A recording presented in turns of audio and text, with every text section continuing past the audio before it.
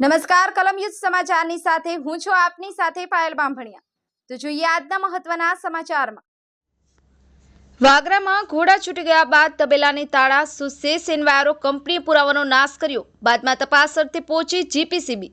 શું જીપીસીબીના અધિકારીઓ કોઈના દબાણમાં સેસ એન્વાયરોને છાવરી રહ્યા છે કે શું? સાયખા જીઆઈડીસીને જાણે પ્રદૂષણ ફેલાવવાનો પરવાનો આપી દેવાયો હોય તેવું લાગી રહ્યું છે, કારણ કે સેસ એન્વાયરોના માલિકો દ્વારા કેમિકલ યુક્ત પાણી જાહેરમાં છોડાઈ રહ્યું છે। ગત મોડી રાત્રે કંપનીમાંથી અંધારાનો લાભ લઈ કેમિકલ યુક્ત પ્રવાહી બેફામ છોડવામાં આવતું હોવાના આક્ષેપ થઈ રહ્યા છે। આ અંગેના વિડીયો પુરાવા સ્થાનિક લોકો દ્વારા એકત્રિત કરાયા છે। કંપનીના બેજવાબદારીભર્યા વર્તનને લઈને જીપીસીબીને ફરિયાદ કરવામાં આવી, ત્યારે જીપીસીબી દ્વારા ઘટનાના 12 કલાક બાદ સ્થળ મુલાકાત લેવાઈ ત્યાર સુધીમાં કંપનીએ પુરાવાનો નાશ કર્યો હોવાનું સ્થાનિકોમાં ચર્ચાઈ રહ્યું છે। જાણે જીપીસીબી કચેરી દ્વારા કંપનીને ખુલ્લો સમય આપવામાં આવ્યો હોય તેવા આક્ષેપ કરાઈ રહ્યા છે।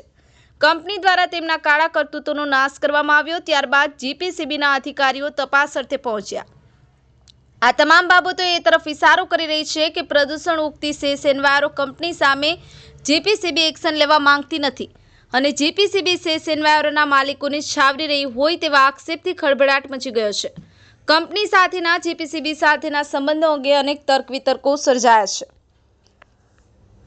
સફીક બાપુ, કલમયુદ્ધ સમાચાર, આમોદ। આપણી આસપાસ બનતી ઘટનાના સમાચાર જોવા માટે કલમયુદ્ધ સમાચારને લાઇક કરો, શેર કરો, ચેનલને સબસ્ક્રાઇબ કરો।